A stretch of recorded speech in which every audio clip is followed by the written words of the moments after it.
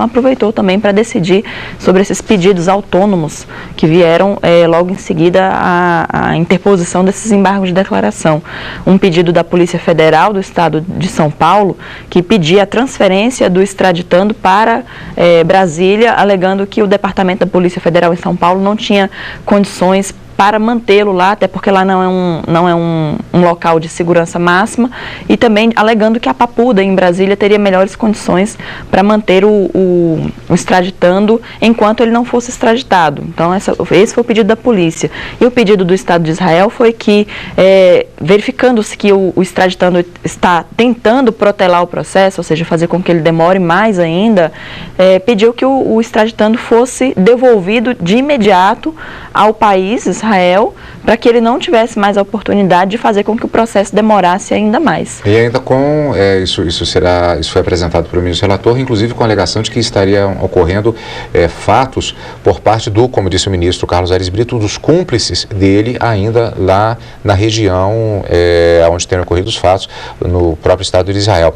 Vamos ao início do relatório do ministro Carlos Aires Brito, quando ele, relator, aborda o pedido elaborado pelo Departamento de Polícia Federal pela transferência de Ren para uma estrutura penitenciária de maior segurança, acreditando que estaria próxima à retirada dele do Brasil. Eu avanço para consignar o novo pedido, agora de transferência do extraditando para a cidade de Brasília, formulado pelo Departamento de Polícia Federal em São Paulo. Pedido que se lastreia no fato de que o respectivo núcleo de custódia, aspas, não é estabelecimento prisional de segurança máxima e foi projetado somente para manutenção provisória de presos. B, na necessidade de diminuição do risco aos frequentadores desta superintendência regional, bem como aos seus servidores não policiais e advogados, a eventuais resgates ou fugas que possam ocorrer do núcleo de custódia. C, na consideração de que o presídio da Papuda, em Brasília, é mais adequado para a custódia do estrangeiro e mais próximo do juízo natural da causa. Alternativamente, a Superintendência da Polícia Federal em São Paulo pede a remoção do estrangeiro para o presídio estadual de Itaí, São Paulo.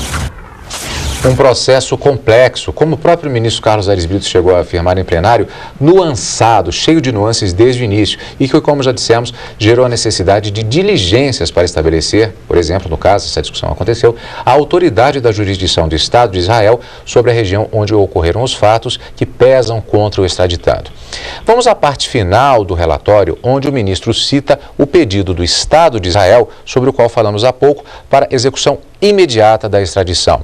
Isso vai gerar efeitos no julgamento, como veremos depois. A derradeiro, o Estado requerente pugna pela imediata entrega do extraditando às autoridades israelenses, dadas, aspas, as diversas manobras protelatórias do extraditando até a presente data, o que vem provocando consideráveis e irreparáveis danos junto à instrução processual dos cúmplices do extraditando em Israel. Quem formula esse pedido? O Estado de Israel. O próprio Estado de Israel. O próprio Estado de Israel. Cito folhas, fecho aspas e cito folhas. É o relatório, senhor presidente. Aliás, fazendo justamente referência, o ministro falou a respeito das consequências das manobras protelatórias em relação ao processo, em relação aos cúmplices, como vimos, ele é um dos acusados, ele fugiu, ele foi para a Bélgica, veio para o Brasil, é uma situação que chamou bastante atenção, inclusive, da imprensa internacional. Ele até fez um pedido ao CONARE, que é o Conselho Nacional de Refugiados no Brasil, pedindo que fosse concedido o refúgio aqui, mas não foi. E não foi concedido. E houve justamente essa questão apresentada, esse pedido, esse argumento apresentado, que isso estaria, inclusive, afetando o próprio processo relativo aos cúmplices deles no Estado de Israel. E houve, assim, a título de curiosidade também, essa expressão cito folhas, como falamos do URIT agora, é muito comum. A citação no processo, são acrescentados documentos sempre no processo e estão a folhas tais. Então é muito comum, só uma curiosidade relativa que muitas vezes perguntam, mas quando o juiz, ou o ministro, ou o promotor, ou o procurador, no caso dos processos do Supremo, falar folhas tais, é apenas a referência porque está já anexado ao processo e não é necessário, na hora que se faz essa apresentação no plenário, dizer especificamente, oralmente, quais as folhas aqui está anexado. Com relação aos argumentos apresentados pela defesa do israelense, a conclusão do ministro Carlos Aires Brito foi clara. Argumentos meramente protelatórios. Para resumir, segundo o relator, todas as cautelas processuais foram observadas, isso está entre aspas. A peça acusatória foi, segundo o entendimento do relator, devidamente traduzida pessoalmente na presença dos advogados. Ren, o extraditando, não só teria sido devidamente citado, como também participou da audiência com o auxílio de 3 advogados e de 2 intérpretes, um contratado pela defesa e outro designado pela Justiça. E ainda participou da audiência da sexta-feira, que terminou às 16h55, portanto, quase meia hora antes do início do Shabá.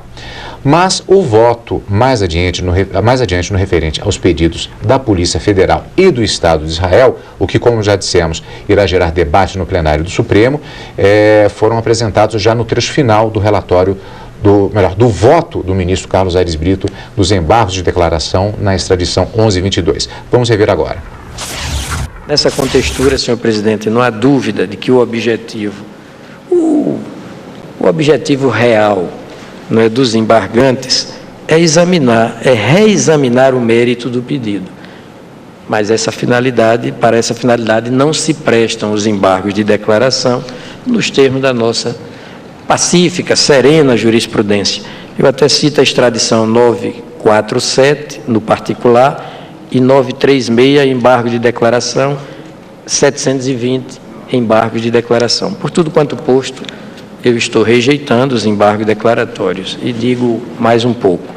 Considerando o manifesto propósito protelatório dos embargantes e na linha da pacífica jurisprudência deste nosso plenário, extradição 966, embargo de declaração, ministro Sepúlveda pertence.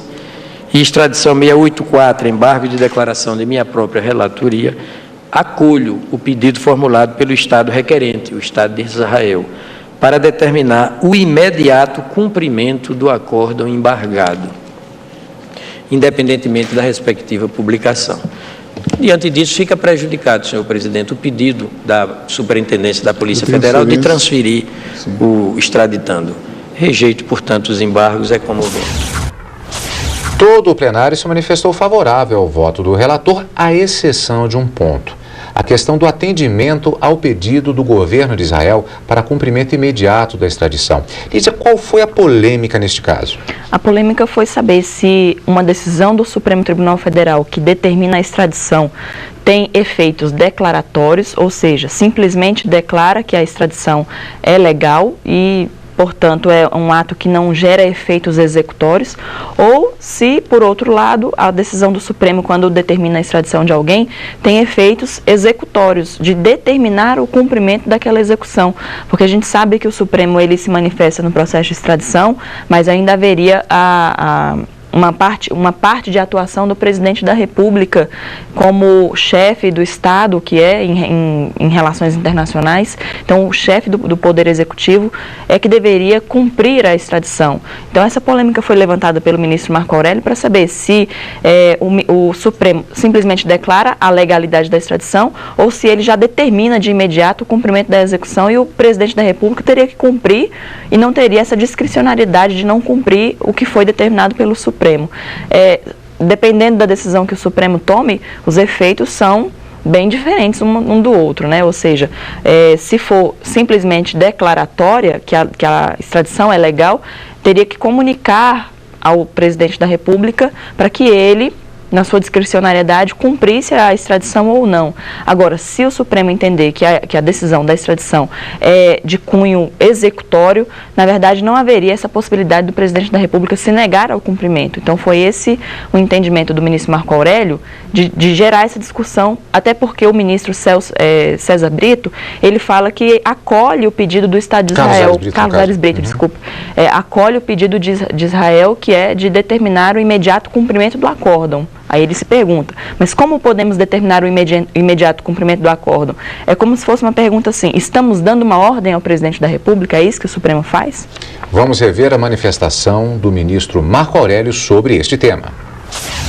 Surge a problemática que foi suscitada no caso Batiste,